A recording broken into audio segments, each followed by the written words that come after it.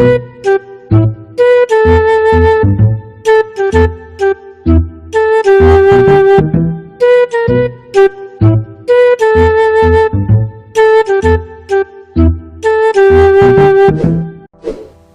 agora nós vamos falar sobre o período ali do século XX. E eu vou explicar para vocês que o século XX ele começa de 1901 até o ano 2000, certo? Ah, professor, mas isso aí não é século XIX?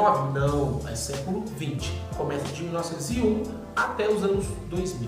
Beleza? Nós estamos hoje no século XXI, que começou a partir do ano de 2001. Tranquilo, pessoal? E as décadas são contadas de 10 em 10 anos. Os séculos são contados de 100 em 100 anos. Ali no século XX, no início do século XX, a música começa a ter muita influência nacionalista, né? Ali, esse período antes da ditadura militar, ali no comecinho de Getúlio Vargas, a música, esse presidente Getúlio Vargas, ele era apaixonado pelo Brasil e ele queria muito incentivar que a música brasileira tivesse mais força, pessoal, né? Foi ali de 1901, alguns anos antes, né, 1988, foi quando os escravos foram libertos e a música afro teve um pouquinho mais de liberdade para ser tocada.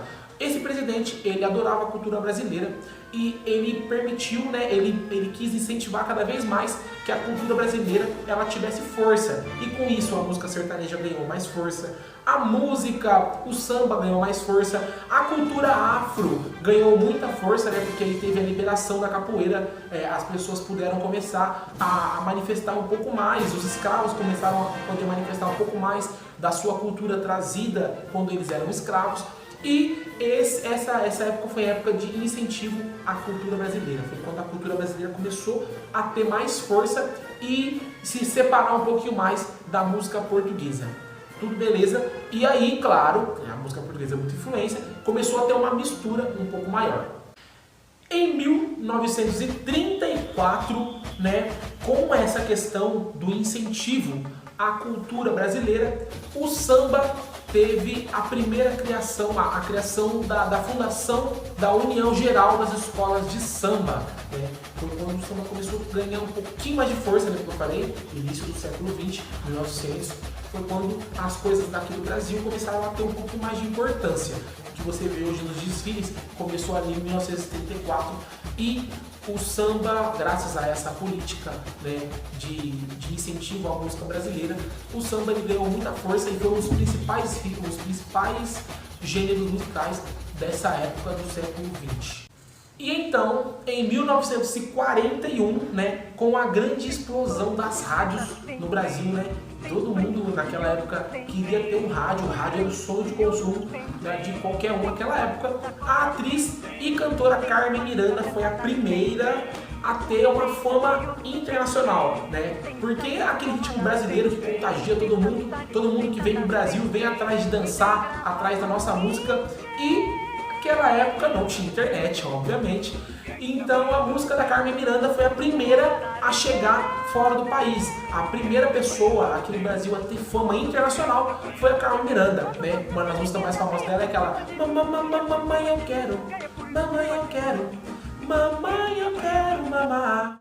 Vai comer umas minhocas no pulmão. Tico, tico, tico, tico, tenta. Outra vez aqui. O tico, tico tá comendo meu fubá. Tico, tico, tenta que se alimentar. Que vai comer umas minhocas no pulmão.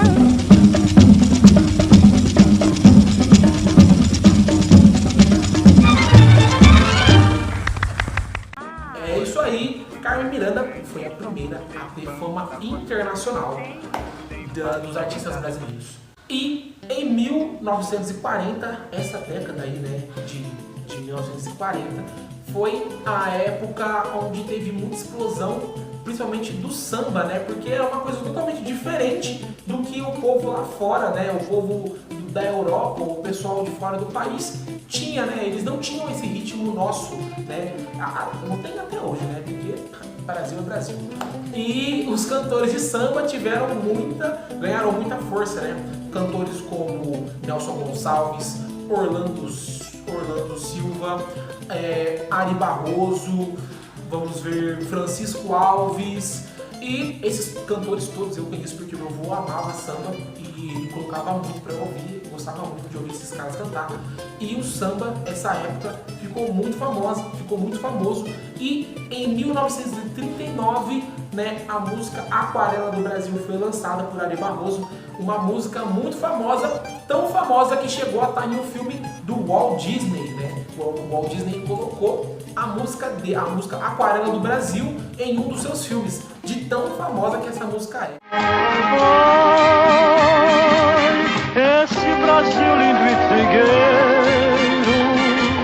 é o meu Brasil brasileiro, terra de samba e pandeiro, Brasil, Brasil. Aproveitando esse embalo, né, aí a música nacional, a música brasileira começou a ganhar muita força, porque em 1950 teve o surgimento da Bossa Nova, né, a Bossa Nova que era um movimento que junto com a MPB, aí a gente vai começar a falar um pouquinho mais pra frente, né, teve muita força por questão da política, né.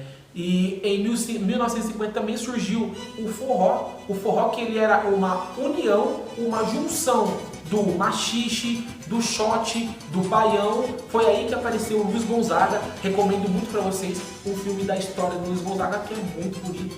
Eu coloco aí para vocês a foto do filme. É muito legal de você assistir. Mãe e pai que quiser assistir com a criança, é muito bom, é um filme muito legal que fala sobre a nossa cultura.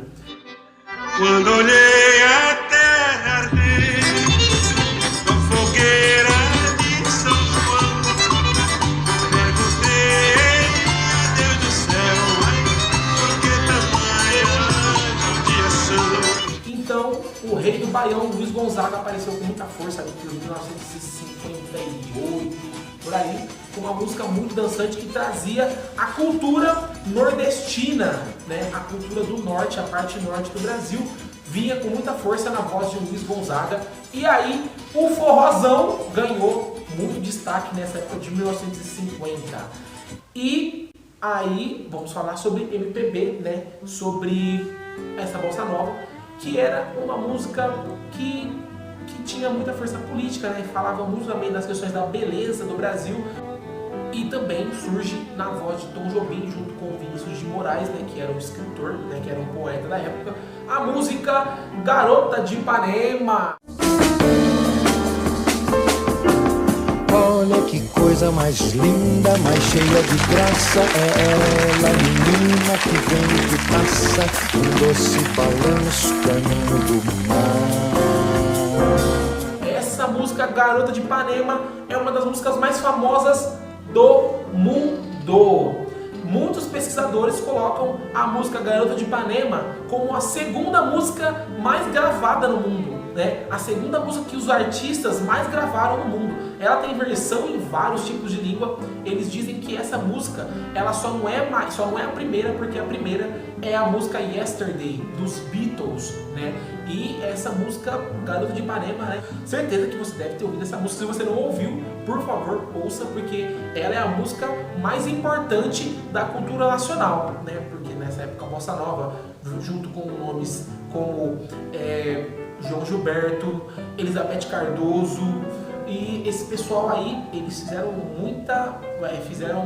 muita música boa que engrandece a cultura nacional. Eu recomendo para vocês, essas músicas são muito legais.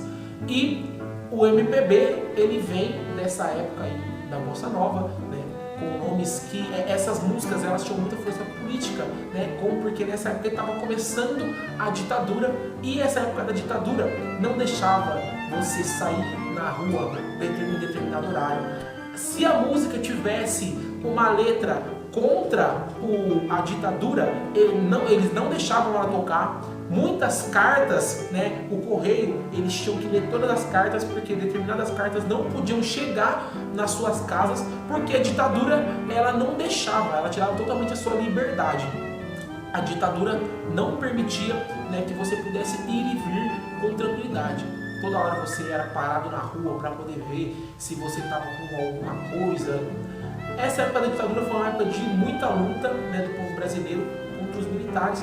E a música MPB, ela veio com muita força, porque ela tinha letras totalmente contra a ditadura. Então, nomes como Gilberto Gil, Paulinho da Viola, Chico Buarque, Caetano Veloso, Gal Costa, Maria Bethânia, eles fizeram muito sucesso naquela época, porque a música deles dava muita força, né, para o povo continuar lutando, e muitas pessoas cantavam as músicas deles nas manifestações naquela época. E também, junto com o MPB e a Bossa Nova, surgiu a Jovem Guarda, né? A Jovem Guarda também era um movimento que se juntava com a Bossa Nova ou o MPB para poder lutar contra a ditadura. Só que na Jovem Guarda eles tinham nomes um pouco diferentes, né? Junto com a Jovem Guarda veio Elis Regina, que também era muito famosa no MPB, Roberto Carlos. Se a tua mãe ouve Roberto Carlos, é certeza que a minha mãe, ela é apaixonada por Roberto Carlos, o celular dela só tem Roberto Carlos. E ali junto com Roberto Carlos vinha Erasmo Carlos, vinha também Vanderleia, o Tim Maia também era desse grupo de amigos. E só que o Tim Maia, ele tinha muita influência da música americana, né? O soul, o funk americano, que eu falei pra vocês no vídeo passado. Alô, gatinhas, cadê minha fã? Olha a língua. Alô, Vitória Rede, a minha fã. Eu vou voltar. Baby, ao voltar. Olha a língua. Eu vou voltar. Olha a língua. Mas ele tinha uma pegada um pouco mais afro-americana. O Jorge Benjor, que ele aproveitou desse momento para juntar o samba e o rock, né? E o Jorge Benjor, ele é um dos grandes nomes do samba rock no Brasil, né? Que é um ritmo também totalmente nosso. Moro num país tropical, abençoado por Deus, bonito por natureza, mas que beleza, fevereiro, em fevereiro tem carnaval. Mistura guitarra, mistura instrumentos de rock com instrumentos de samba, né? Isso é totalmente Brasil, essa mistura. Moro num país tropical, abençoado por Deus, bonito por natureza, mas que beleza, fevereiro.